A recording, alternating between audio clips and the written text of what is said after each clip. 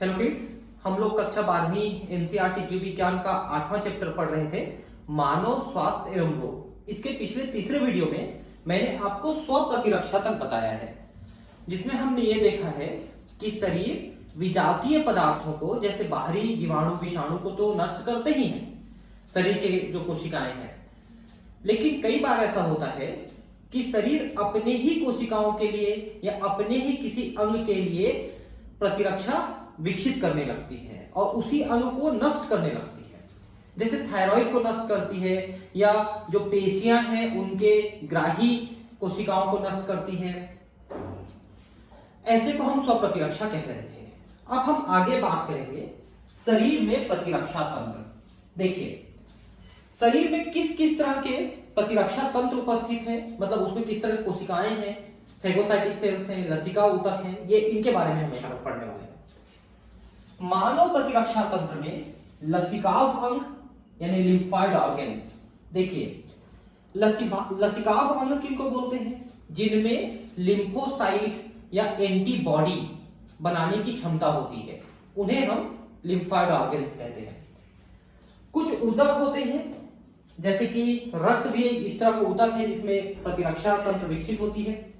कोशिकाएं, जो भक्षकाणु कोशिकाएं हैं, जैसे कि डब्ल्यूबीसी में मोनोसाइट है ना, या न्यूट्रोफिल है, या लिवर में कुप्फर सेल है, इस तरह की कोशिकाएं जो भक्षण के द्वारा जीवाणुओं को नष्ट करती हैं। और घुलनशील अणु, जैसे प्रतिरक्षी, जिसको हमने एंटीबॉडी कहा था। एंटीबॉडी क्या होते हैं? ऐसे पदार्थ होते हैं, ऐसे केमिकल्स होते हैं जो शरीर में बनते हैं प्रोटीन्स के द्वारा, प्रोटीन्स के होते हैं, और ये जीवाणु विषाणु के जो एंटीजन होते हैं, प्रतिजन, उसको नष्ट करते हैं, जिससे जीवाणु विषाणु नष्ट हो जाते हैं। जैसा आप पढ़ चुके हैं, प्रतिरक्षा तंत्र इस मायने में बेजोड़ है कि यह विजातीय प्रतिजनों को पहचानता है, इसके प्रति अनुक्रिया करता है और इन्हें याद रखता है। तो विजातीय प्रतिजन क्या है? जो बाह्य पदार्थ होते हैं, जो बाहर से आते हैं, जो हमारे शरीर को नुकसान कर सकते हैं, उन्हें हम प्रतिजन कहते हैं। और उसे नष्ट करने के लिए प्रतिकाय यानी कि प्रतिरक्षी विकसित होते हैं, एंटीबॉडी विकसित होते हैं। प्रतिरक्षा तंत्र एलर्जी प्रतिक्रियाओं, स्व प्रतिरक्षा रोगों और अंग प्रत्यारोपण में भी महत्वपूर्ण भूमिका निभाता है। देखिए, एलर्जी क्या है? मैंने आपको बताया था कि कुछ विशेष ऐसे परिस्थितियां हैं, पदार्थ हैं, जिसके प्रति हमारा शरीर ओवर रिएक्शन करता है। वो अपनी प्रतिरक्षा को ज्यादा तेजी से चलाने लगता है, जिससे शरीर में तरह तरह के प्रॉब्लम्स क्रिएट हो जाते हैं, जैसे सर्दी है, खांसी है, बुखार है ना, ये लाल लाल दाने हो जाते हैं, इस टाइप को एलर्जी कहते हैं। स्व प्रतिरक्षा मैंने बताया कि अपने ही किसी अंग के लिए हमारा शरीर एंटीबॉडी प्रतिरक्षी बनाने लगता है। और अंग प्रतिरोपण, जब हम किसी दूसरे को अंग देते हैं तो उसका शरीर उसको स्वीकार नहीं करता है, क्योंकि उसको विजातीय पदार्थ मानता है और उसे नष्ट करने के लिए एंटीबॉडी बनाने लगता है। उसको हमको रोकना पड़ता है इंजेक्शन देकर के कि वो एंटीबॉडी ना बनाए और वो हमारे शरीर में उस अंग को स्वीकार कर ले। अब है लसिकाव अंग। देखिए, लसिकाव अंग वे अंग हैं जिनमें लसिकाणुओं की उत्पत्ति और या परिपक्वन और प्रचुरोद भवन प्रोलिफेरेशन होता है। देखिए, लसिकाणु क्या होते हैं? ये होते हैं लिम्फोसाइट्स। जो टी लिम्फोसाइट और बी लिम्फोसाइट हमने दो प्रकार के पढ़े हैं। T lymphocyte face to face fight करता है और लड़ता है रोगों से, टी लिम्फोसाइट, और जो बी लिम्फोसाइट है वो एंटीबॉडी यानी प्रतिरक्षी बना के लड़ता है। तो ये दो प्रकार के जो लसिकाणु हैं उनका बनना, देखिए, उत्पत्ति यानी बनना, ठीक है, ये कुछ वहां पर बनते हैं, जैसे आपका थाइमस है, बोन मैरो हेड में बनते हैं, या परिपक्वन, जैसे थाइमस में टी लिम्फोसाइट परिपक्व होते हैं। और प्रचुरोद भवन, मतलब उनकी मात्रा को बढ़ाना, उनकी संख्या को बढ़ाना। कहीं पर अगर ज्यादा इंफेक्शन हुआ है, संक्रमण हुआ है, तो वहां पर लसिकाणुओं की संख्या को बढ़ाने का काम करता है, उनको ज्यादा उत्पादन करता है उनका। अस्थि मज्जा, जिसको बोन मैरो, और थाइमस ऐसे प्राथमिक लसिकाव अंग हैं जहां अपरिपक्व लसिकाणु प्रतिजन संवेदनशील लसिकाणुओं में विभेदित होते हैं। अस्थि मज्जा क्या होते हैं पता है आपको? ये जो हमारे बड़े बड़े बोन्स हैं, अस्थियां हैं, इनके अंदर एक जेली जैसा अर्ध ठोस ऊतक भरा हुआ है, उसे हम बोन मैरो कहते हैं। इसी में हमारे रक्त की ज्यादातर चीजें बनती हैं। और दूसरा है थाइमस। ये हमारे छाती में यहां पर बीच में एक थाइमस के नाम का अंग होता है। और ये थाइमस बचपन में ज्यादा विकसित होता है, 7 साल की उम्र तक अधिकतम विकसित रहता है। फिर धीरे धीरे ये रिड्यूस या हाशित होते चले जाता है और एडल्ट होते तक, वयस्क अवस्था आते तक वो पूरी तरह से लगभग समाप्त हो जाती है थाइमस। और इस थाइमस की मुख्य विशेषता है कि ये टी लिम्फोसाइट को ये परिपक्व कराता है, उसको ये मेच्योर कराता है, उसका ये ट्रेनिंग कराता है लड़ने के लिए, क्योंकि T lymphocyte face to face लड़ता है, तो उसके लिए ट्रेनिंग देता है थाइमस टी लिम्फोसाइट।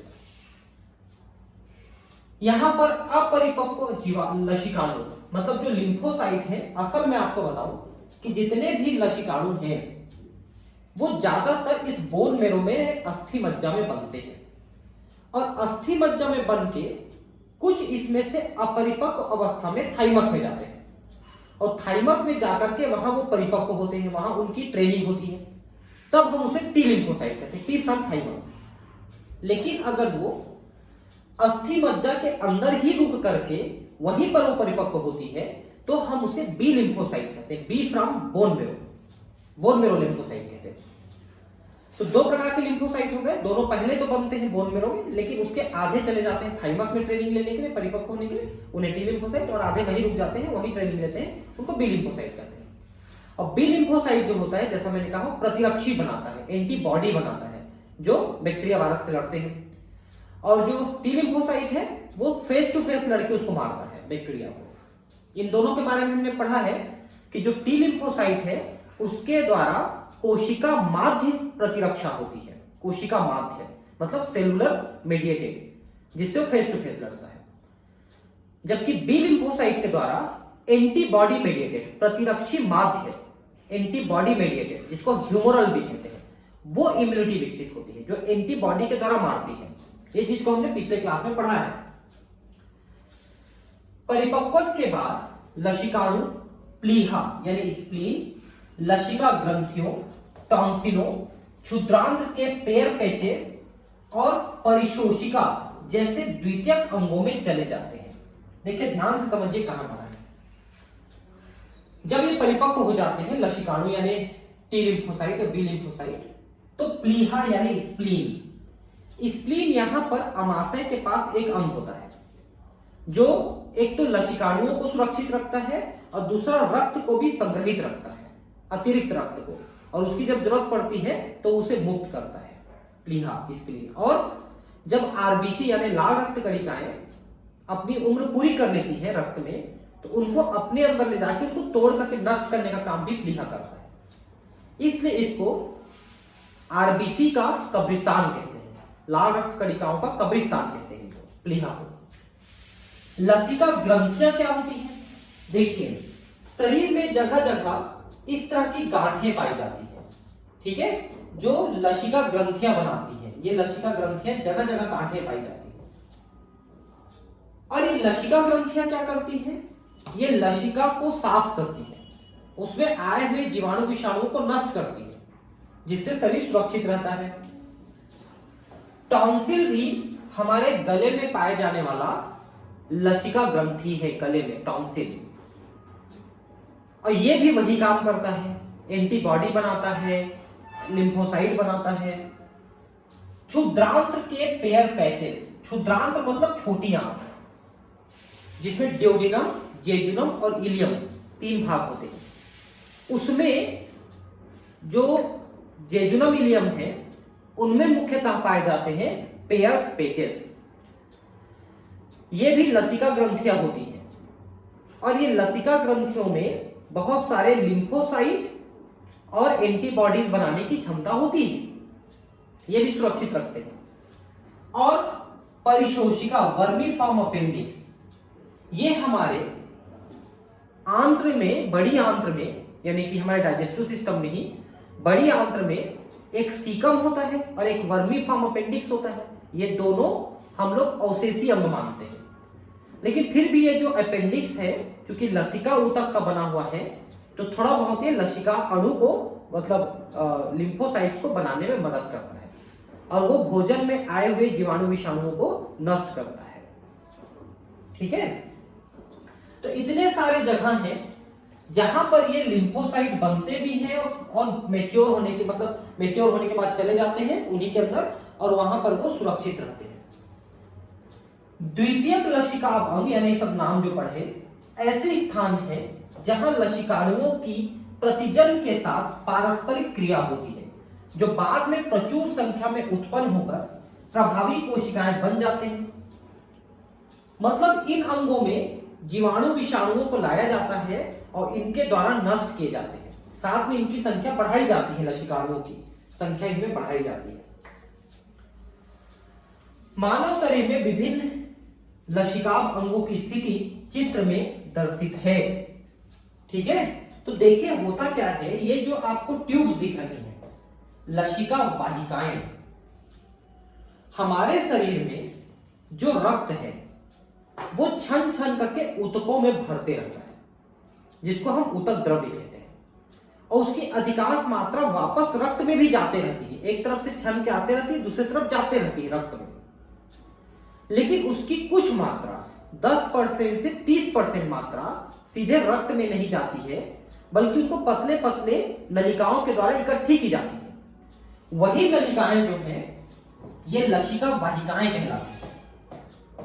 ठीक है, इनको इकट्ठा करके लाते हैं और ला करके ये कंधे के पास हम रक्त में ही मिलाते हैं, शिराओं के रक्त में ही मिला देते हैं।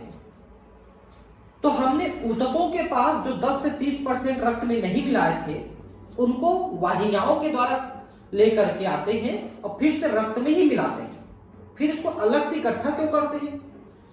क्योंकि इसी में जो हमने इकट्ठा किया है 10 से 30%, इसी में जीवाणु विषाणु टूटे फूटे सेल्स डेब्रिस ये सब चीजें होती हैं जो ऊतकों में प्रवेश कर गए थे या ऊतकों की कोशिकाओं के मरने से बने, उनको हम इकट्ठा करके इसी में लाते हैं और रास्ते भर में इसको साफ करके फिर रक्त में मिलाते हैं। इसलिए हमें 10 से 30% लसिका को अलग से इकट्ठा करते हैं।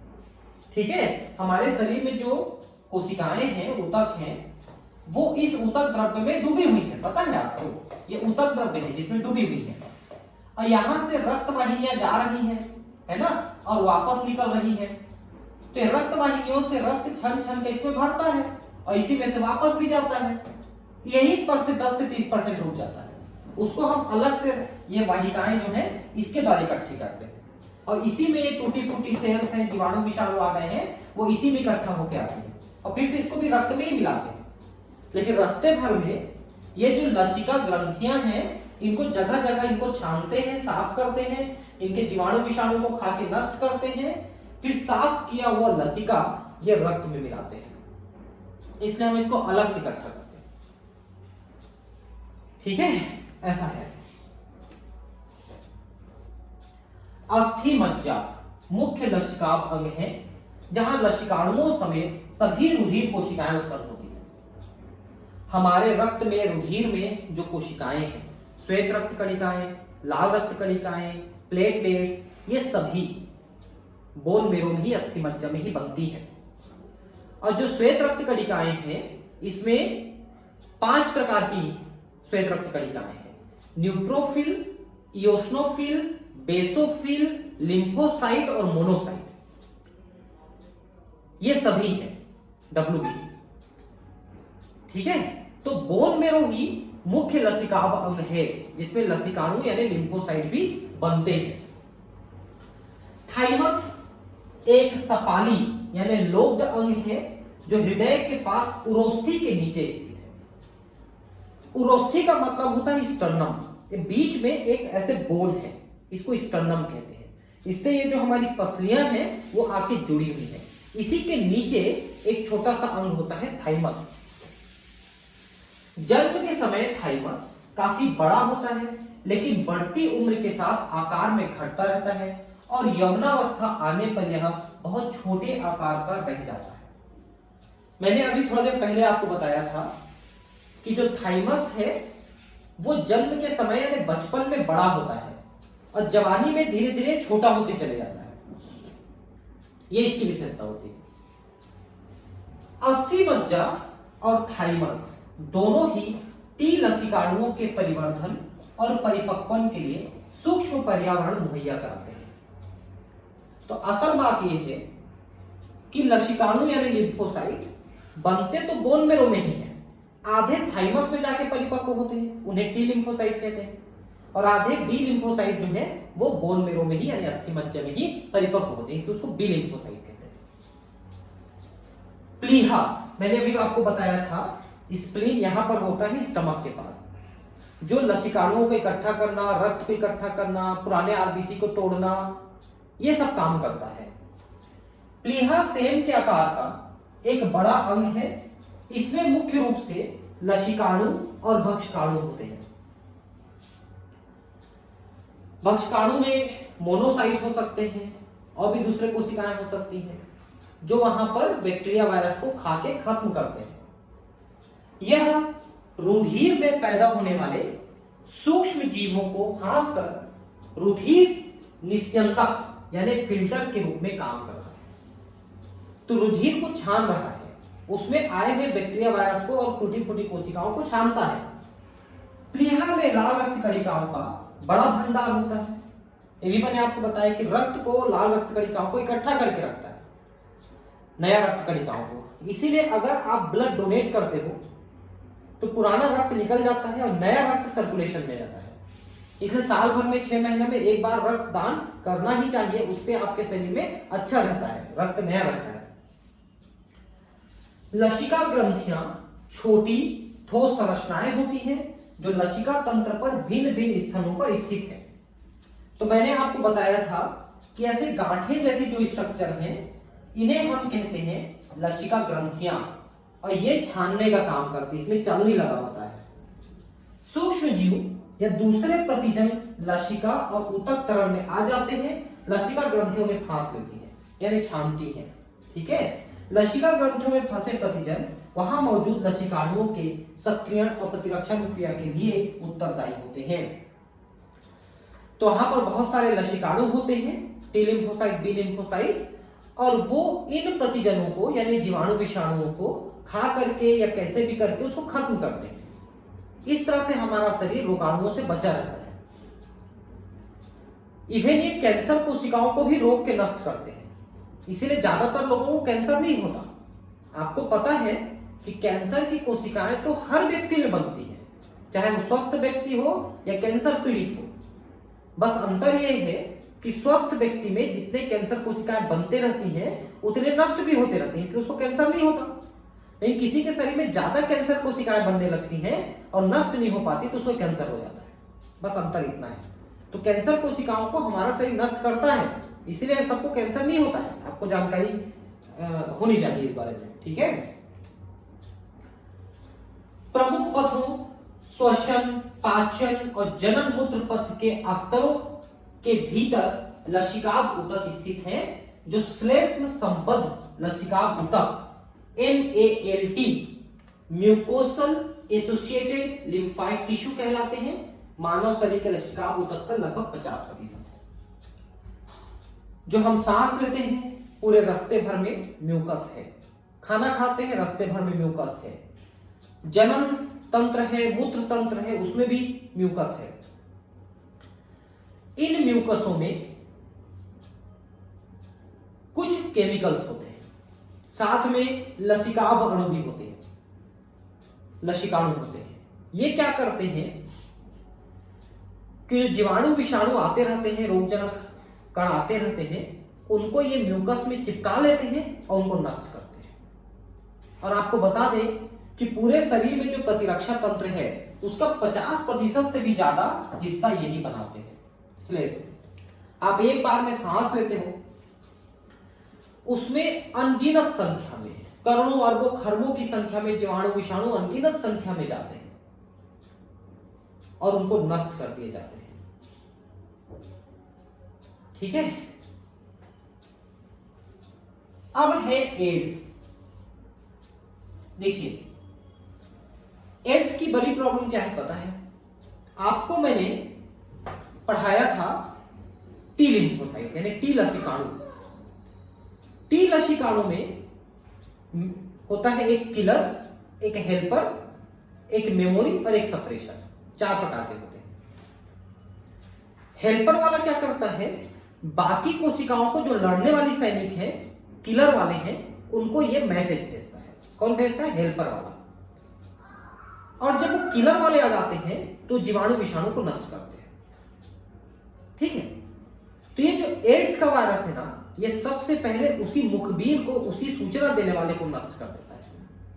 हेल्पर टी लिम्फोसाइट को नष्ट कर देता है, जिससे जो लड़ने वाले सैनिक है, जो पूरे शरीर में फैले हुए हैं, उनको सूचनाएं नहीं मिल पाती हैं, वो एक जगह इकट्ठे नहीं हो पाते, जिससे वो HIV का जो विषाणु है वो वृद्धि करने में सक्षम हो जाता है। और ये कोशिकाओं के अंदर प्रवेश करके अपनी संख्या बढ़ाता है। कैसे? अभी मैं दिखाता हूं आपको। तो एड्स का फुल फॉर्म क्या है? Acquired immunity deficiency syndrome. आपने एक्वायर्ड इम्यूनिटी यानी उपार्जित प्रतिरक्षा क्या पढ़ी थी? वह प्रतिरक्षा जो हम अपने जीवन काल में विकसित करते हैं। हमको जन्म से नहीं मिला है, हम जीवन काल में उसको विकसित किए हैं अलग अलग जीवाणु विषाणु के लिए। उससे हमारा शरीर रोगों से लड़ने में सक्षम है और हम रोग होने से बचे रहते हैं। ठीक है, लेकिन ये HIV इसी प्रतिरक्षा तंत्र को नष्ट कर देता है, इसको कमजोर कर देता है। और परिणाम क्या होता है कि तरह तरह की बीमारियां उस व्यक्ति को होने लगती हैं। उसको कैंसर हो जाता है, टीबी है, निमोनिया है, ऐसे भयंकर भयंकर बीमारियां हो जाती हैं एड्स पेशेंट को, और उसी से उसकी मौत होती है। इसका अर्थ है प्रतिरक्षा तंत्र की न्यूनता, जो व्यक्ति के जीवन काल में उपार्जित होती है, और जो इस बात का संकेत है कि यह न्यूनता कोई जन्मजात रोग नहीं है। ठीक है, मतलब ये जन्मजात रोग तो नहीं है, बाद में वो नष्ट कर रही है हमारी इम्यूनिटी को। एड्स का सबसे पहले 1981 में पता चला, और जो लगभग पिछले 25 वर्षों में सारे विश्व में फैल गया है, और इस रोग से 2,50,00,000 लोगों की मृत्यु हो चुकी है। ये डेटा पुराना है, 5-6 करोड़ लोग मर चुके हैं, और कितने लोगों को है ये सटीक ढंग से नहीं पता है, क्योंकि जितने लोगों को होता है उसमें से आधे ही लोगों का पता चल पाता है कि इसको HIV है, बाकी आधे लोगों को तो पता नहीं चलता है। जब वो मरने वाले रहते हैं तब पता चलता है, जब उनकी बीमारी ठीक नहीं होती, पकड़ में नहीं आती, तो HIV टेस्ट कराते हैं तो पकड़ में आता है कि हाँ इसको HIV है। ये दिक्कत है। अब ये क्या करता है, देखिए, ये विषाणु है। विषाणु की संरचना आपको पता है, ये HIV विषाणु है। विषाणु की संरचना में बाहर में प्रोटीन का एक आवरण होता है, कोट होता है बाहर में, और उसके अंदर RNA या DNA का एक अणु होता है। यहां पर इस विषाणु के अंदर एक RNA का अणु है जो सिंगल स्ट्रैंडेड है, उसके एक ही स्ट्रैंड है।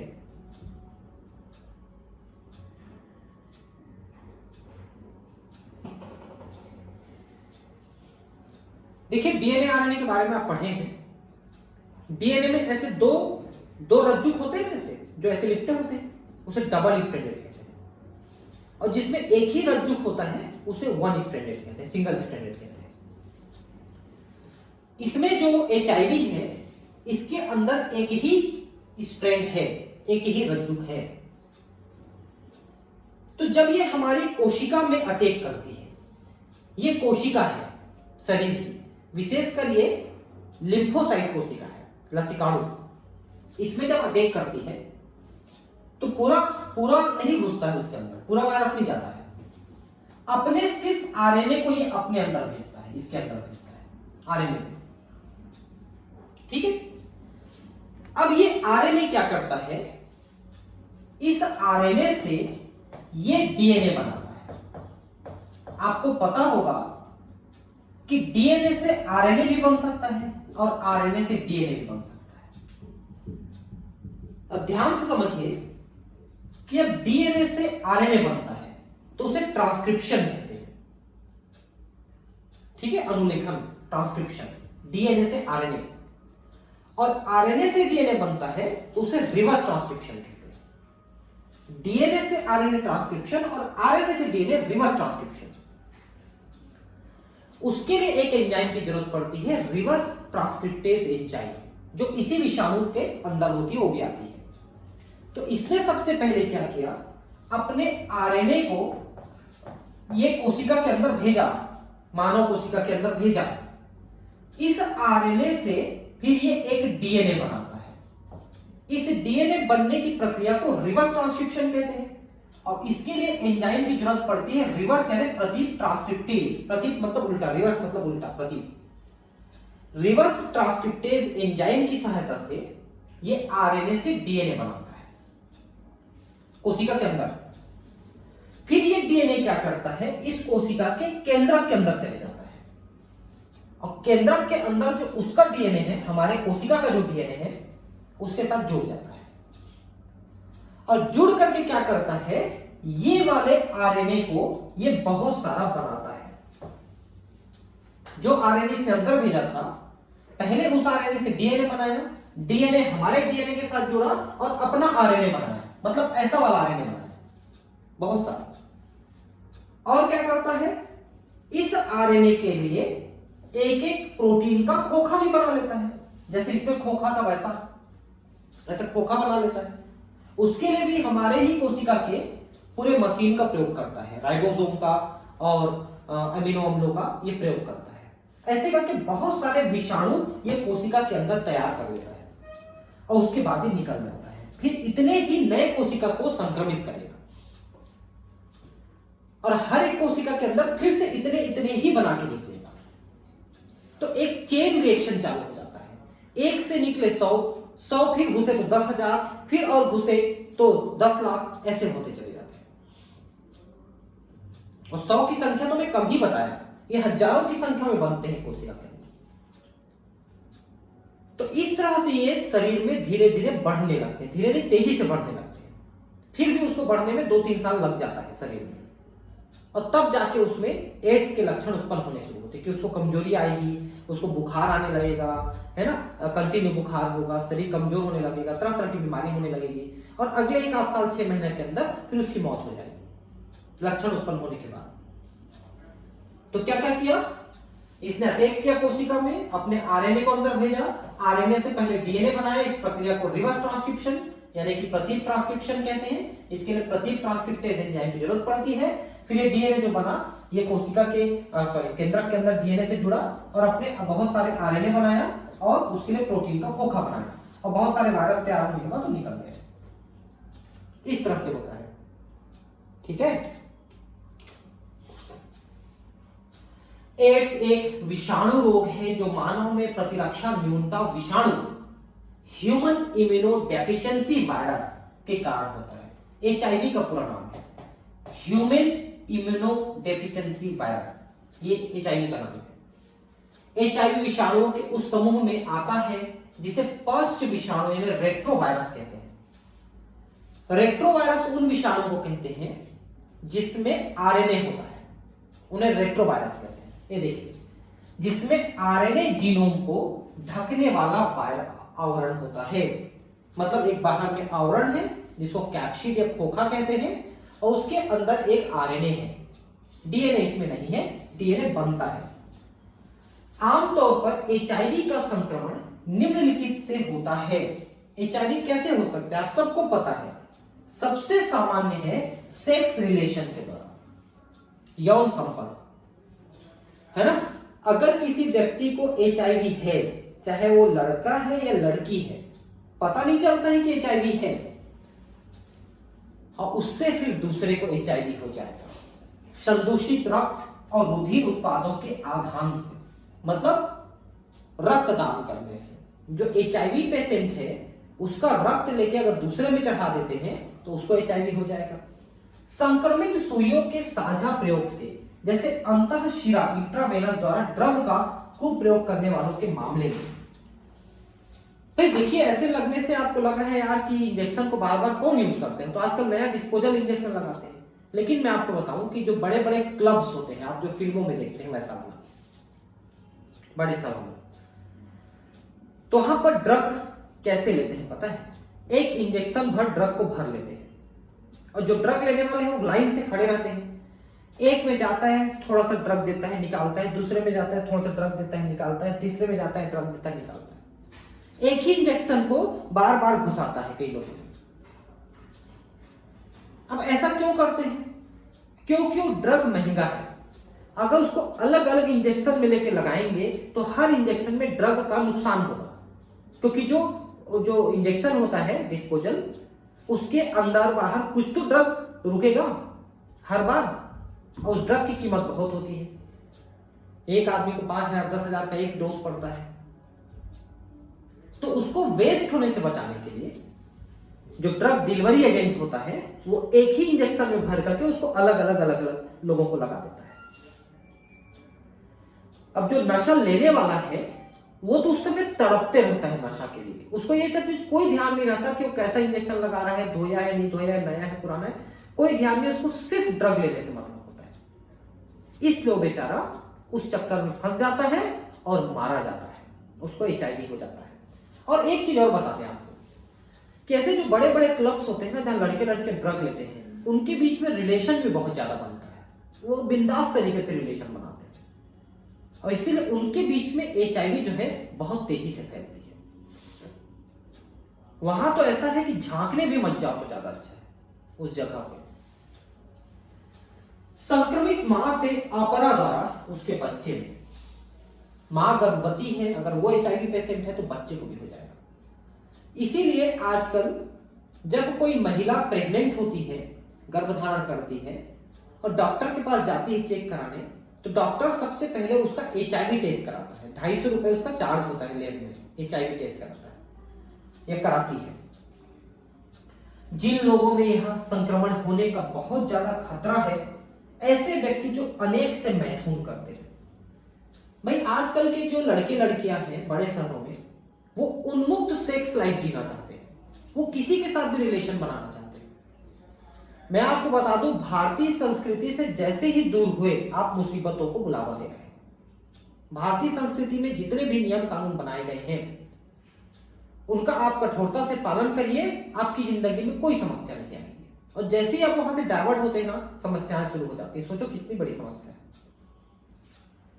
मादक द्रव्य व्यसनी जो अंततः शिरा द्वारा ड्रग लेते हैं, ऐसे व्यक्ति जिन्हें बार बार रक्त आधान की जरूरत पड़ती है, जिनके शरीर में ब्लड बन नहीं पाता है, या सिकल सेल एनीमिया होता है, या इस टाइप के जो थैलीसीमिया होते हैं, उनको बार बार ब्लड चढ़ाना पड़ता है। तो किसी का भी लेने से यही खतरा रहता है। वैसे आजकल ड्रग लेने मतलब रक्त लेने से पहले उसका भी HIV टेस्ट लोग कराते हैं, ठीक है, ताकि उसको ये खतरा ना हो लेने के लिए।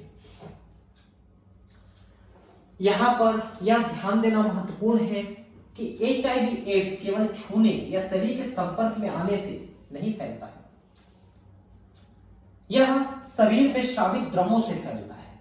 एक चीज और बता दें कि ज्यादातर लड़के लड़कियों को ये सोच रहता है उन लोगों का कि क्या लिप किसिंग के द्वारा फैल सकता है HIV। तो मैं आपको बता दूं, ध्यान से समझिए, जो लार होता है ना, लार, उसमें तो HIV के वायरस जो है लगभग नहीं होते हैं, लेकिन जिसको HIV होता है उनके मसूड़ों में सूजन हो जाता है और वहां से रक्त निकलता है, ब्लीडिंग होती है, और वो रक्त सलाइवा में रहता है। अब उसके साथ किसी ने लिप किसिंग किया तो वो सलाइवा उसके मुंह से उसके मुंह में जाने का खतरा तो रहती है, और उसमें रक्त है और वो आ गया उसके मुंह में। और आपको बता दें कि दांतों के बीच में रक्त का सर्कुलेशन इतना ज्यादा है कि थोड़ा बहुत उसमें से रक्त में जाने का खतरा हो जाता है, उसका रक्त उसके रक्त में, और उसको HIV हो जाएगा। इसलिए लिप किसिंग भी पूरी तरह से सुरक्षित नहीं है, उससे भी HIV होने का खतरा है। आप इस बात को समझ लीजिए, ठीक है। इसलिए यह भी महत्वपूर्ण है कि शारीरिक एवं मनोवैज्ञानिक स्वस्थता के लिए यह आवश्यक है कि HIV एड्स प्रभावित व्यक्ति को परिवार से या समाज से अलग थलग न किया जाए। हमारा समाज इतना क्रूर है कि किसी बीमार व्यक्ति को वो इग्नोर करने लगता है, उसको हे दृष्टि से देखता है, और पता चल जाता है उसको HIV है, तब तो उससे के साथ कुत्ते से भी ज्यादा खराब व्यवहार करने लगता है। क्योंकि उसके पीछे कई कारण हैं। एक तो उससे खतरा है सोचते हैं लोग, दूसरा कि उसने बड़ी गलती की है इसलिए उसको HIV हुआ, इसलिए उसको सजा देना चाहते हैं। गलतियां सब करते हैं, लेकिन जो गलती जिसकी पकड़ में जाती है वो मुजरिम हो जाता है। तो समाज को ये चाहिए कि ऐसे लोगों के साथ सहानुभूति पूर्वक व्यवहार करे, उसके साथ अच्छा व्यवहार करे, उससे मिले जुले बात करे, उससे तो HIV नहीं फैलेगा ना। बाकी उसका अंत तो निश्चित है, 1-2 साल में मर ही जाएगा बेचारा। संक्रमण होने और एड्स के लक्षण प्रकट होने के बीच हमेशा अंतराल होता है। यह अवधि कुछ महीनों से कई वर्षों, प्राय 5 से 10 वर्ष की हो सकती है। किसी व्यक्ति को आज HIV का इन्फेक्शन हुआ, आज उसने शारीरिक संबंध बनाया, इंजेक्शन लिया, रक्त लिया, जो भी लिया, तो एक तो वायरस की संख्या पे भी निर्भर करता है और उसके शरीर की इम्यूनिटी पे भी निर्भर करता है। क्योंकि शरीर की जो इम्यूनिटी हमारी है वो उसको रोकने की कोशिश तो करती है ना, नहीं होगा थोड़ी बहुत तो उसको रोक भी लेती है, पूरा नहीं तो रोक तो धीरे तो कर लेती है। इसलिए इसके प्रकट होने का समय कुछ महीनों से कुछ सालों का हो सकता है, 2-3 साल में जनरली प्रकट हो जाता है। व्यक्ति के शरीर में आ जाने के बाद विषाणु बृहद भक्षकाणु मैक्रोफेज में प्रवेश करता है, जहां उसका RNA जीनोम विलोम ट्रांसक्रिप्टेज प्रक्रिया यानी रिवर्स ट्रांसक्रिप्टेज एंजाइम की सहायता से प्रतिकृतियन रेप्लिकेशन द्वारा विषाणुवीय DNA बनाता है। मैंने अभी बताया था ना, वही बात बोला कि उसका RNA प्रवेश किया भक्षकाणु के अंदर, उसके अंदर वो DNA बनाया रिवर्स ट्रांसक्रिप्शन के द्वारा, वो DNA उसके DNA के साथ जुड़ जाएगा। यह विषाणुवीय DNA परपोषी की कोशिका के DNA में समाविष्ट होकर संक्रमित कोशिकाओं को विषाणु कण पैदा करने का निर्देश देती है। देखिए कितना बड़ा काम कर रहा है। जिस कोशिका के अंदर घुसा है उसी की मशीन को उपयोग कर रहा है अपनी वृद्धि के लिए। बृहद भक्षकाणु विषाणु उत्पन्न करना जारी रखते हैं और इस तरह एक HIV फैक्ट्री की तरह काम करते हैं। उसके अंदर से सैकड़ों विषाणु निकल रहे हैं, फैक्ट्री हो गया। इसके साथ ही HIV सहायक टी लसिकाणुओं TH यानी कि हेल्पर टी सेल का एक प्रकार है जिसके बारे में आप ऊपर प्रतिरक्षा तंत्र में पढ़ चुके हैं, में घुस जाता है, प्रतिकृति बनाता है और संतति विषाणु पैदा करता है। मैंने अभी बताया कि हेल्पर टी लिम्फोसाइट जो है किलर टी लिम्फोसाइट को मैसेज देने का काम करता है ताकि वो आके उनको नष्ट कर सके, यानी वो संदेश वाहक का काम करता है हेल्पर टी सेल। उसी हेल्पर टी सेल के अंदर घुस के उसको मारता है, तो वो लड़ने वाले सैनिकों को किलर टी लिम्फोसाइट को मैसेज नहीं दे पाता है और इसलिए उनको नष्ट करने वाले वहां पर टाइम से नहीं पहुंच पाते हैं और वो वृद्धि कर जाता है। रुधिर में छोड़े गए संतति विषाणु दूसरे सहायक टी लसिकाणुओं पर हमला करते हैं। ये देखिए अब जो निकले वो दोबारा ऐसे पे दोबारा आक्रमण करेंगे और सैकड़ों की संख्या में निकले। यह क्रम बार बार दोहराया जाता है जिसकी वजह से संक्रमित व्यक्ति के शरीर में सहायक टी लसिकाणुओं की संख्या में अत्यधिक कमी आ जाती है। इस अवधि के दौरान बार बार बुखार और दस्त आते हैं तथा वजन घटता है।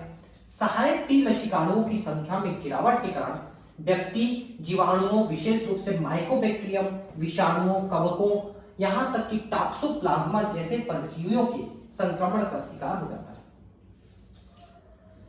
तरह तरह की जीवाणु विषाणु शरीर में प्रवेश करने लगते हैं और उनसे उनको तरह तरह की बीमारियां होने लगती हैं।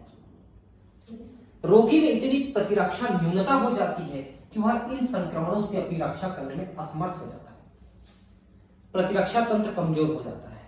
एड्स के लिए व्यापक रूप से काम में लाया जाने वाला नैदानिक परीक्षण एंजाइम संलग्न प्रतिरक्षा रोधी अमापन एलाइजा कहते हैं इसको, एंजाइम लिंक्ड इम्यूनोसॉर्बेंट एसे है।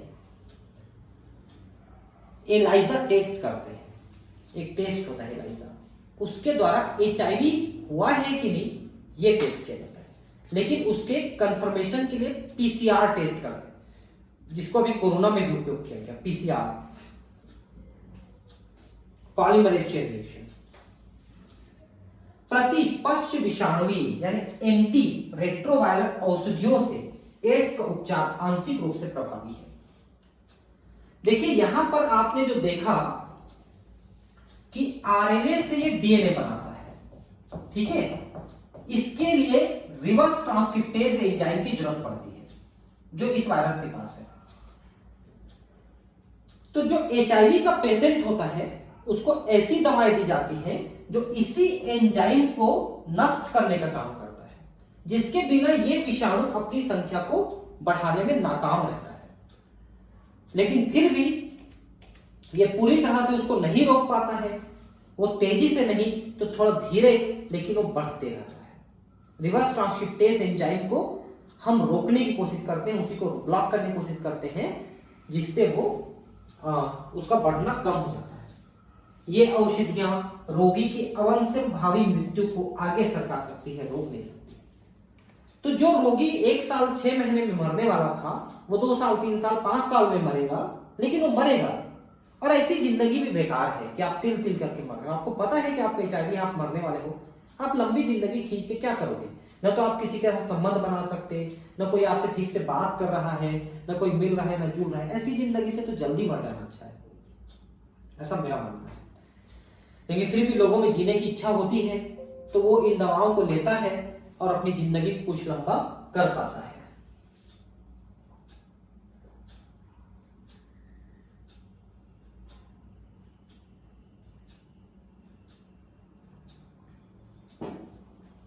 एड्स की रोकथाम।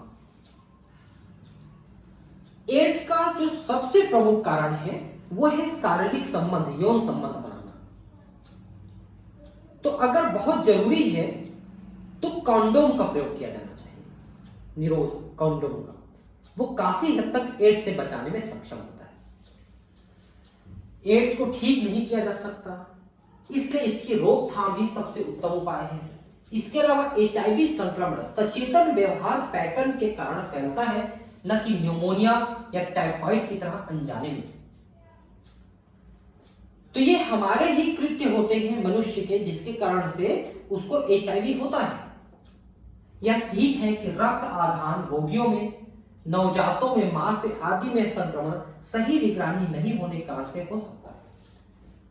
अब मां से बच्चे में आ रहा है तो उसमें बच्चे की गलती नहीं है, या किसी रोगी को किसी दूसरे का लेकर रक्त चढ़ा दिया जा रहा है बिना चेक किए तो भी रोगी की गलती नहीं है।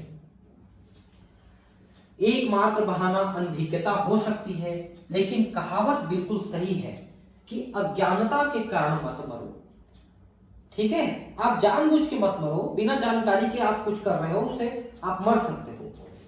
हमारे देश में राष्ट्रीय एड्स नियंत्रण संगठन NACO, national AIDS control organisation, और अन्य गैर सरकारी संगठन NGO लोगों को एड्स के बारे में शिक्षित करने के लिए बहुत काम कर रहे हैं। NGO गैर सरकारी होते हैं, उनको सरकार से कुछ सहायता जरूर मिलती है और वो भी इसी तरह का काम करते हैं। लेकिन आजकल बहुत सारे NGO ऐसे बनते हैं जो सरकार से सिर्फ सहायता लेने के लिए बने हुए हैं और पैसा वो खा जाते हैं, लाखों की संख्या में। एचआईवी संक्रमण को फैलने से रोकने के लिए विश्व स्वास्थ्य संगठन WHO ने अनेक कार्यक्रम आरंभ किए। WHO भी कोई ज्यादा काम का चीज नहीं है। यह आपने देखा कि अभी कोरोना में वो पूरी तरह से फेल हो चुका है। रक्त बैंकों के रक्त को एचआईवी से मुक्त करना, सार्वजनिक और निजी अस्पतालों और क्लिनिकों में केवल क्रायोजेल डिस्पोजेबल सुइयों और सिरिंज कहीं काम में लाए जाए, इसकी व्यवस्था करना। तो रक्त को एचआईवी से मुक्त नहीं किया जा सकता। जिसको एचआईवी है उससे रक्त नहीं लेना है, इसका ही मतलब है। और केवल डिस्पोजल सुइयों का प्रयोग करना। कंडोम का मुफ्त वितरण। तो सरकारी जितने भी अस्पताल होते हैं उसमें ये मुफ्त में मिलती है। ड्रग के कुप्रयोग को नियंत्रित करना, वो जो ड्रग ले रहे हैं एक ही इंजेक्शन से, सुरक्षित यौन संबंधों की सिफारिश करना, और सुग्राही समविष्ट ससेप्टेबल पॉपुलेशन में एचआईवी के लिए नियमित जांच को बढ़ावा देना। अब ये क्या लिखा है पता है? ये ससेप्टेबल पॉपुलेशन का मतलब है वेश्यालय। वेश्यालयों में जो वेश्याएं होती हैं वो बहुतों के साथ शारीरिक संबंध बनाती हैं। तो अगर वहां पर कॉन्डोम का प्रयोग नहीं करेंगे तो बहुत लोगों को एचआईवी हो सकता है। इन कार्यक्रमों में से कुछ एक है, मतलब ये सब कार्यक्रम हैं जिनके द्वारा HIV को नियंत्रित किया जा सकता है, उनको रोकने की व्यवस्था की जा सकती है। HIV से संक्रमित या एड्स से ग्रसित होना कोई ऐसी बात नहीं है जिसे छुपाया जाए, क्योंकि छुपाने से यह संक्रमण और भी ज्यादा लोगों में फैल सकता है। आजकल कई सोशल मीडिया में वीडियोस आते हैं, आप देखे होंगे कि मान लो कोई लड़की है जिसको किसी लड़के ने धोखा देकर के शारीरिक संबंध बना के HIV दे दिया। अब वो लड़की गुस्से में आ गई, अब वो लड़कों से बदला लेने के लिए ऐसे बहुत सारे लड़कों से संबंध बना के उनको HIV देने लग गई। इस टाइप की क्रियाएं होने लग गई है। तो लड़के लड़कियों को संभल के रहने की जरूरत है, किसी पर भी भरोसा ना किया जाए, ये इससे बचने का सबसे अच्छा तरीका है। समाज में HIV एड्स संक्रमित लोगों को सहायता और सहानुभूति की जरूरत होती है एवं उन्हें हे दृष्टि से नहीं देखा जाना चाहिए। जब तक समाज इसे एक ऐसी समस्या के रूप में नहीं देखेगा जिसका समाधान सामूहिक तौर पर किया जाना चाहिए, तब तक रोग के व्यापक रूप से फैलने की गुंजाइश कई गुना ज्यादा बढ़ेगी। क्योंकि लोग ये देखते हैं कि समाज उनको स्वीकार नहीं कर रहा है, तो समाज से बदला लेने के लिए भी ऐसा करने लगते हैं कि दूसरे को देने लगते हैं। यह एक ऐसी व्याधि है जिसके फैलाव को समाज और चिकित्सक वर्ग के सम्मिलित प्रयास से ही रोका जा सकता है। भाई चिकित्सक इसमें क्या कर सकता है? इसमें सिर्फ उसको धीमा कर सकता है, वो कुछ नहीं कर सकता। असल बात तो ये समाज ही जो कुछ कर सकती है, व्यक्ति की जागरूकता ही कर सकती है। सबसे अच्छा है कि आप भारतीय संस्कृति का पालन करें। हर व्यक्ति भारतीय संस्कृति का पालन करने लग जाए तो HIV होगा ही नहीं, लेकिन वही नहीं हो रहा है। डिस्टॉर्ट हो गया है पूरा भारतीय समाज। अब है कैंसर। कैंसर क्या है? कैंसर हमारे शरीर का ही भाग होता है। हमारे शरीर में जो कोशिकाएं हैं वो जब विभाजन करती हैं तो उनका विभाजन नियंत्रित तरीके से होता है। मतलब जिन कोशिकाओं में जहां पर विभाजन की जरूरत है सिर्फ वहीं पर वो विभाजन करते हैं, जितनी संख्या में जरूरत है उतनी कोशिकाएं बनाते हैं। क्योंकि कोशिकाओं का विभाजन जीन्स के द्वारा नियंत्रित होती है, और जब ये विभाजन अनियंत्रित हो जाती है, जीन्स उनका नियंत्रण नहीं कर पाते हैं, तो कोशिकाएं लगातार विभाजन करने लगती है। उससे वहां पर कोशिकाओं का गुच्छा बनने लगता है, जो कि गांठ के रूप में, ट्यूमर के रूप में विकसित हो जाता है। और ये ट्यूमर की कोशिकाएं अगर वहां से निकल के रक्त के द्वारा शरीर के दूसरे भागों में जाने लगती हैं, तो वहां पर भी वो नए कैंसर को पैदा करने लगती है। इस प्रक्रिया को हम मेटास्टेसिस कहते हैं। मेटास्टेसिस, दूसरे जगह जाके कैंसर करना। ठीक है। हालांकि कुछ ट्यूमर कैंसर में नहीं बदलते हैं, उन्हें बिनाइन यानी दयालु ट्यूमर कहते हैं। और ज्यादातर ट्यूमर जो कैंसर में बदल जाते हैं उन्हें हम मैलिग्नेंट यानी घातक कैंसर कहते हैं, कैंसर वाले ट्यूमर कहते हैं। मानव के भयंकर रोगों में से कैंसर है और विश्व भर में मौत का प्रमुख कारण है। आज भी कैंसर से दुनिया में हर साल 40-50 लाख लोग मरते हैं। भारतवर्ष में प्रतिवर्ष 10 लाख से भी ज्यादा लोग कैंसर से पीड़ित होते हैं और इससे बड़ी संख्या में मर जाते हैं। केवल भारत में 10 लाख। कैंसर होने की क्रियाविधि अथवा कोशिकाओं का कैंसर जनित रूपांतरण, कार्सिनोजेनिक ट्रांसफॉर्मेशन, इसका उपचार और नियंत्रण जैविकी और आयुर्विज्ञान में गहन अनुसंधान का विषय है। कैंसर क्यों होते हैं, उनकी क्रियाविधि हमको समझना पड़ेगा, जो कि हम काफी हद तक समझ चुके हैं। कोशिकाओं का कैंसर जनित रूपांतरण, वो क्यों बदलते हैं कैंसर में, इनका उपचार क्या है और नियंत्रण क्या है, इसकी विधि जैविकी यानी कि इसकी क्रियाविधि, और आयुर्विज्ञान, आयुर्विज्ञान मतलब मेडिकल साइंस, जिसमें आयुर्वेद, होम्यो, यूनानी, एलोपैथी सब शामिल है। इनके गहन अनुसंधान का विषय है। क्योंकि आज भी जो हमारी एलोपैथी सिस्टम है, इसमें कैंसर का 2 इलाज है। जहर को कीमोथेरेपी के रूप में दिया जाता है शरीर में। कैंसर कोशिकाएं जहर को और विकिरण को कम बर्दाश्त करती है, बर्दाश्त नहीं कर पाती। तो जब हम जहर लगा देते हैं शरीर में, तो शरीर की बाकी कोशिकाएं तो उसको सहन करती हैं, लेकिन कैंसर कोशिकाएं उतने जहर को सहन नहीं कर पाती। और रेडिएशन, विकिरण, जैसे एक्सरे किरणें डालते हैं, तो बाकी कोशिकाओं को ज्यादा कुछ नहीं होता, लेकिन कैंसर कोशिकाएं नष्ट हो जाती है। सिर्फ ये दो सिद्धांतों को लेकर के हम कैंसर का इलाज करने की कोशिश करते हैं, लेकिन ये भी कोई बहुत ज्यादा सक्सेसफुल नहीं होता है। 100 में से 50% लोग ही इससे बचते हैं और 50% से ज्यादा लोग मर जाते हैं, इस इलाज के कारण से मर जाते हैं। ठीक है, हमारे शरीर में कोशिका वृद्धि और विभेदन अत्यधिक नियंत्रित और नियमित है। तो मैंने जैसा कहा कि कोशिकाओं का विभाजन नियंत्रित होता है, लेकिन जब यही विभाजन अनियंत्रित हो जाता है तब उसे कैंसर होता है। कैंसर कोशिकाओं में ये नियामक क्रियाविधियां टूट जाती हैं, नियंत्रण कोशिकाओं के विभाजन का टूट जाता है। प्रसामान्य कोशिकाएं ऐसा गुण दर्शाती है जिसे संस्पर्श संदमन कहते हैं, कॉन्टेक्ट इनहिबिशन कहते हैं। क्या होता है देखिए, जब कोशिकाएं एक दूसरे के संपर्क में रहती हैं तो उनका विभाजन नहीं होता है। जब ये अलग हो जाती है तो इनका विभाजन होता है। यह साधारण कोशिका, सामान्य कोशिका की बात है। इसे संस्पर्श संदमन कहते हैं, कॉन्टेक्ट इनहिबिशन।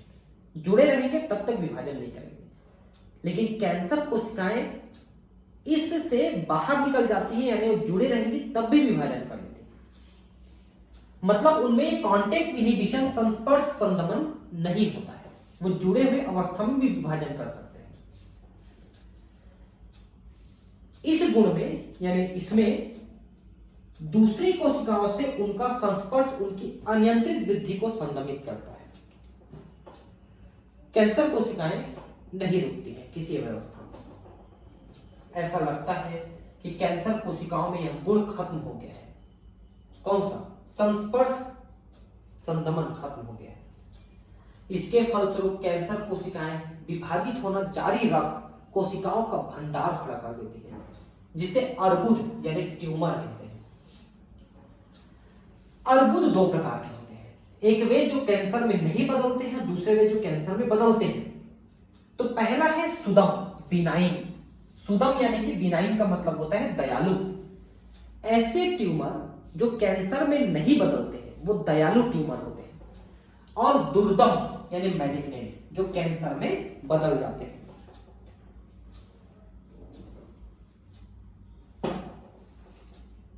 सुदम अर्बुद सामान्यतया अपने मूल स्थान तक सीमित रहते हैं, शरीर के दूसरे भागों में नहीं फैलते तथा इनसे मामूली क्षति होती है और मौत नहीं होती, यानी इसे दयालु कहते हैं, सुदम बिनाइन। दूसरी ओर दुर्दम अर्बुद प्रचुरोद्भवी कोशिकाओं का पुंज है, जो नौ द्रव्यीय नियोप्लास्टिक कोशिकाएं कहलाती हैं। मतलब यह है कि तेजी से कोशिकाएं बनाती हैं, रक्त में छोड़ देती हैं, रक्त से दूसरे भाग में जाके वहां भी कर देती है कैंसर। ये बहुत तेजी से बढ़ती हैं और आसपास के सामान्य ऊतकों पर हमला करके उन्हें क्षति पहुंचाती है। अर्बुद कोशिकाएं सक्रियता से विभाजित और वर्धित होती हैं, जिससे वे अत्यावश्यक पोषकों के लिए सामान्य कोशिकाओं से स्पर्धा करती हैं और उन्हें भूखा मारती हैं। तो जो दूसरी कोशिकाएं जो हमारे आसपास सामान्य कोशिकाएं हैं, उनके खाने को भी छीन लेती हैं और वो कोशिकाएं भूख मरने लगती हैं और ये तगड़े हो जाते हैं। ऐसे अर्बुदों से उतरी हुई कोशिकाएं रक्त द्वारा दूर दराज स्थलों पर पहुंच जाती हैं और जहां भी ये जाती हैं नए अर्बुद बनाना प्रारंभ कर देती है। इसे मेटास्टेसिस कहते हैं। ये सबसे बड़ा डरावना गुण है इसका, दूसरे जगह जाके कैंसर पैदा करना। कैंसर के क्या कारण है? तो जैसा मैंने कहा कि जो सामान्य कोशिकाएं हैं उनमें विभाजन को नियंत्रित करने वाले जीन्स होते हैं। वो जीन्स खराब हो जाते हैं, काम करना बंद कर देते हैं, तो नियंत्रण हट जाता है। और ऐसे जीन को हम ओन्कोजीन्स कहते हैं। जो पहले प्रो ओन्कोजीन थे, अब वो ओन्कोजीन में कन्वर्ट हो गए, बदल गए और वो कैंसर करने का कारण बन गए। प्रासामान्य कोशिकाओं का कैंसरी नौ द्रव्यीय कोशिकाओं में रूपांतरण को प्रेरित करने वाला कारक भौतिक, रासायनिक और जैविक हो सकता है। कुछ ऐसे कारक होते हैं जिनको कैंसर कोशिकाओं में बदलते हैं। ये कारक कैंसर जन्य कहलाते हैं। ये सभी कारक जो है, जैसे तंबाकू है, बीड़ी, सिगरेट है, इस टाइप की चीजें कैंसरजन है। एक्स किरणें और गामा किरणें जैसे आयनकारी विकिरण और पराबैंगनी जैसे अआयनकारी विकिरण डीएनए को क्षति पहुंचाते हैं। देखिए ये सभी विकिरण जो है एक्सरे, गामा रे, अल्ट्रावायलेट, ये ज्यादा ऊर्जा वाली विकिरण है। आयनकारी का मतलब होता है कि जब ये किसी कोशिका के परमाणु से टकराते हैं तो परमाणु से इलेक्ट्रॉन को निकाल देते हैं, जिससे उसका आयनीकरण हो जाता है। और अगर नहीं निकाल पाते हैं तो आयनीकरण नहीं करते हैं, इसीलिए इनको आयनकारी विकिरण और अनआयनकारी विकिरण कहते हैं। ठीक है। तंबाकू के धुएं में मौजूद रासायनिक कैंसरजन फेफड़े के कैंसर के मुख्य कारण हैं। तंबाकू में एक कंपाउंड होता है एन नाइट्रोसोमेथाइलेमीन। ये एक कंपाउंड है जो तंबाकू में धुएं में होती है और उसी से कैंसर होता है। कैंसर उत्पन्न करने वाले विषाणु अर्बुदीय विषाणु यानी ऑन्कोजेनिक वायरस कहलाते हैं। ठीक है, जैसे HTLV3, HTLV4, HIV भी ऐसा होता है, HIV के पेशेंट को भी कैंसर होता है। तो ऐसे विषाणुओं को ऑन्को विषाणु कहते हैं, अर्बुदीय विषाणु। इनमें जो जीन होते हैं उन्हें विषाणुवीय अर्बुद जीन या वायरल ऑन्को जीन कहते हैं। इन वायरसेस के पास कुछ जीन्स होते हैं जो कोशिकाओं में प्रवेश करके उनके जीन्स को कैंसर में बदल देते हैं, जिनसे वो उनको जीन में बदल जाते हैं और उसे कैंसर हो जाता है। इसके अलावा प्रसामान्य कोशिकाओं में कई जीनों का पता चला है जिन्हें कुछ विशेष परिस्थितियों में सक्रिय किए जाने पर वे कोशिकाओं का कैंसर जनित रूपांतरण कर देते हैं। ये जीन कोशिकीय अर्बुद जीन, सेलुलर ऑन्कोजीन, सी ऑन्क या आदि अर्बुद जीन, प्रोटो ऑन्कोजीन कहलाते हैं। कोशिकाओं में जो प्रोटो ऑन्कोजीन होते हैं वही ऑन्कोजीन में बदल जाते हैं, जिससे वो कैंसर कोशिका में बदल जाते हैं। प्रोटो ऑन्कोजीन ऑन्कोजीन में बदल जाते हैं तो फिर वो कोशिका कैंसर कोशिका में बदल जाएगी। कैंसर अभिज्ञान और निदान। कैंसरों का शुरू में ही पता लगाना बहुत ही आवश्यक है, क्योंकि ऐसा होने पर कई मामलों में इस रोग का सफलतापूर्वक उपचार किया जा सकता है। कैंसर अगर शुरू में पता चल जाए तो हम इसका बेहतर इलाज कर सकते हैं। स्टेज 1, 2, 3, 4 ऐसा बोलते हैं कैंसर में। तो जो स्टेज 3 है, 4 है, उसमें कैंसर ला इलाज हो जाता है। कैंसर का अगर स्टेज 1, 2 में पता चल जाए तो हम उसका बेहतर इलाज कर सकते हैं। कैंसर अभिज्ञान ऊतकों की जीवतीय परीक्षा, बायोप्सी और ऊतक विकृति, हिस्टोपैथोलॉजिकल अध्ययनों तथा बढ़ती कोशिका गणना के लिए रुधिर तथा अस्थि मज्जा परीक्षण पर आधारित है। ध्यान से समझिए, जीवती परीक्षा, बायोप्सी क्या है? कहीं पर कोई ट्यूमर है, गांठ है, उसमें से कुछ कोशिका को निकाल लेते हैं गांठ के अंदर से और उस कोशिका को माइक्रोस्कोप से देखते हैं। अगर कोशिका के अंदर कुछ अलग बदलाव दिखता है, जैसे उसका केंद्रक कम से कम बड़ा हो जाए रहता है, तो मतलब वो कैंसर कोशिका है। ये देखिए, ऊतक विकृति, हिस्टोपैथोलॉजिकल अर्थ है, ऊतक के अंदर केंद्रक जो है विकृत हो जाती है। और अगर हम रक्त का परीक्षण करते हैं, रक्त कैंसर के लिए, तो उसमें WBC की संख्या अत्यधिक बढ़ने लगती है, श्वेत रक्त कणिकाओं की। और अस्थि मज्जा परीक्षण, ये भी हम ब्लड कैंसर के लिए या बोन कैंसर के लिए देखते हैं और उससे भी हमको पता चल जाता है कैंसर का। जैसा कि अधिश्वेत रक्तता, ल्यूकीमिया, ये ब्लड कैंसर है जिसमें श्वेत रक्तकण बहुत ज्यादा बढ़ जाते हैं। साधारणतया क्या होता है कि हमारे रक्त में जो श्वेत रक्तकण है उनकी संख्या 6000 से 8000 होती है एक बूंद, एक क्यूबिक एमएम ब्लड में, 6000 से 8000। लेकिन वही लाखों की संख्या में होने लगता है तो उसे ब्लड कैंसर हो जाता है, श्वेत रक्त कणिकाएं बढ़ने लगती हैं। जीवती परीक्षा में जिस ऊतक पर शक होता है उसका एक टुकड़ा लेकर पतले अनुच्छेदों में काटकर अभिरंजित करके रोग विज्ञानी द्वारा जांचा जाता है बायोप्सी में, और उसके केंद्रक को देखा जाता है। आंतरिक अंगों के कैंसर का पता लगाने के लिए विकिरण चित्रण यानी रेडियोग्राफी जैसे एक्सरे या फिर अभिकलित टोमोग्राफी सीटी स्कैन आप जानते हैं, कंप्यूटेड टोमोग्राफी सीटी स्कैन, चुंबकीय अनुनादी यानी एमआरआई मैग्नेटिक रेजोनेंस इमेजिंग, ये सब का नाम तो सुने होंगे, सीटी स्कैन, एक्सरे, एमआरआई, इनका नाम आप ध्यान रखेंगे। जैसे तकनीकें बहुत उपयोगी हैं, इनके द्वारा हम शरीर के आंतरिक अंगों में कहां पर कैंसर हो रहा है इसका हम पता लगा सकते हैं। सीटी स्कैन एक्स किरणों का उपयोग करके किसी अंग के भीतरी भागों की त्रिविम प्रतिबिंब बनाती है। जैसे हम एक्सरे करते हैं वैसे सीटी स्कैन भी होता है। सीटी स्कैन में भी एक्सरे का ही प्रयोग होता है, लेकिन वो अंदर बाहर की संरचना को दिखा देता है अच्छे से। त्रिविम जीवित ऊतक में वैकृत यानी पैथोलॉजिकल और कायिकी यानी फिजियोलॉजिकल परिवर्तनों का एकदम सही पता लगाने के लिए एमआरआई में तेज चुंबकीय क्षेत्रों और अनआयनीकारी विकिरणों का उपयोग किया जाता है। एमआरआई ज्यादा सुरक्षित विधि है क्योंकि एमआरआई में एक्सरे का प्रयोग नहीं होता, ध्वनि किरणों का प्रयोग होता है, चुंबकीय किरणों का प्रयोग होता है, अनुनाद का। तो वो विकिरण या अनुनाद हमारे शरीर को नुकसान नहीं करता है, जबकि सीटी स्कैन है, एक्सरे, इसमें एक्सरे का ही प्रयोग होता है दोनों में, और वो शरीर को नुकसान करता है, उसको कैंसर होने का खतरा हो जाएगा बार बार सीटी स्कैन एक्सरे कराएंगे तो। कुछ कैंसरों का पता लगाने के लिए कैंसर विशिष्ट प्रतिजनों के विरुद्ध प्रतिरक्षियों का भी उपयोग किया जाता है। प्रतिरक्षी मतलब एंटीबॉडी।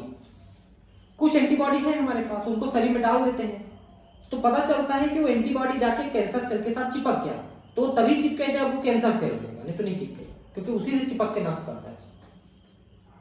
कुछ कैंसरों के प्रति वंशागत सुग्राहिता वाले व्यक्तियों में जीनों का पता लगाने के लिए आणविक यानी मॉलिक्यूलर जैविकी की तकनीकों को काम में लाया जाता है। होता क्या है कि कैंसर फैमिलियर में होता है, फैमिली में एक से दूसरे में, मतलब एक पीढ़ी दूसरे पीढ़ी को भी कैंसर होने का खतरा रहता है, जेनेटिक टाइप का। उसके लिए हम जैविकी, आणविक जैविकी, मॉलिक्यूलर विधियों का प्रयोग करते हैं, उनके जीन्स का पता लगाने का प्रयोग करते हैं, पता लगाते हैं। ऐसे जीनों की पहचान जो किसी व्यक्ति को विशेष कैंसरों के प्रति प्रवृत्त यानी प्रीडिस्पोज करते हैं, कैंसर की रोकथाम के लिए बहुत उपयोगी हो सकते हैं। पीढ़ी दर पीढ़ी अगर कैंसर हो रहा है तो नई पीढ़ी आने से पहले ही उस कैंसर करने वाले जीन को अगर निकाल दी जाए तो अगली पीढ़ी को कैंसर होने का खतरा कम हो जाएगा। ऐसे व्यक्तियों को कुछ ऐसे विशेष कैंसर जनों से जिनके प्रति वे सुग्राही हैं, जैसे लंग कैंसर, फुफ्फुस कैंसर में तंबाकू का धुआं से बचने की सलाह देनी चाहिए। तो ऐसी फैमिली के लोगों में जिसमें कैंसर होता है तो कैंसर करने वाले कारकों से वो दूर रहेंगे तो उनको कैंसर होने के चांस थोड़े कम हो जाएंगे। कैंसर का उपचार आमतौर पर कैंसरों के उपचार के लिए शल्य क्रिया, विकिरण चिकित्सा और प्रतिरक्षा चिकित्सा का सहारा लिया जाता है। शल्य क्रिया में क्या करते हैं, जो ट्यूमर होता है उसको ऑपरेशन करके निकाल देते हैं और उसके आसपास की कुछ कोशिकाओं को और निकाल देते हैं, ताकि अगर वो फैल रहा है तो भी उसके नहीं फैलने का चांस हो जाए।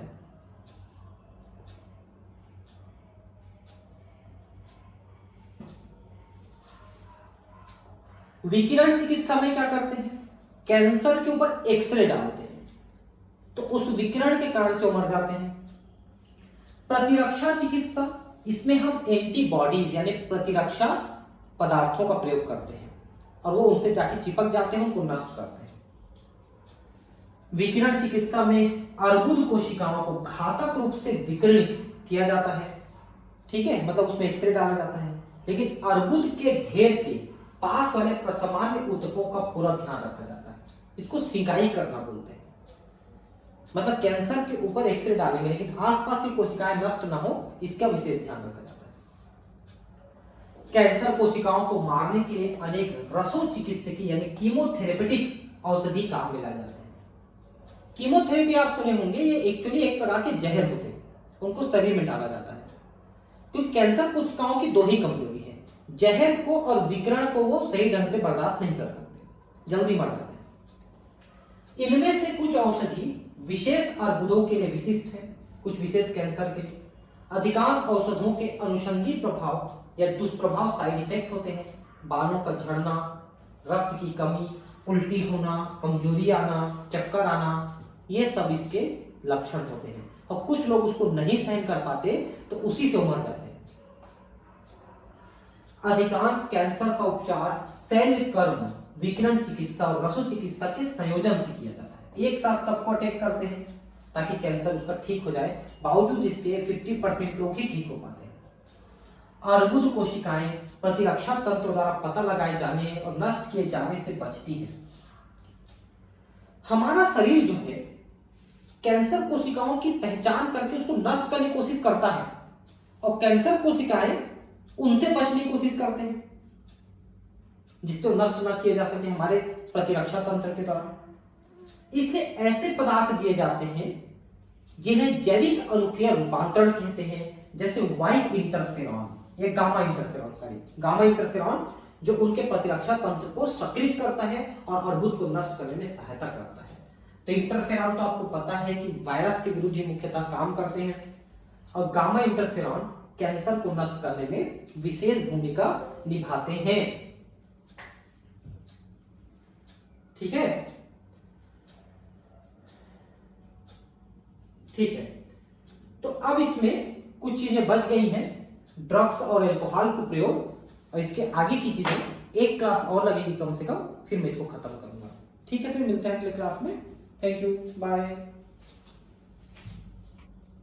एक चीज और बताना चाहूंगा मैं आपको कि मैंने लाइव क्लासेस शुरू कर दी हैं। उसके लिए आप चैनल में अगर आप बेल आइकॉन को दबा के रखें तो लाइव क्लासेस के लिंक आपको मिल जाएंगे, नहीं तो इस वीडियो के डिस्क्रिप्शन बॉक्स में भी नीचे लिंक दिया हुआ है मेरे टेलीग्राम चैनल का, उसमें आप जुड़ जाइए तो उससे आपको लिंक मिल जाएगा। ठीक है, थैंक यू।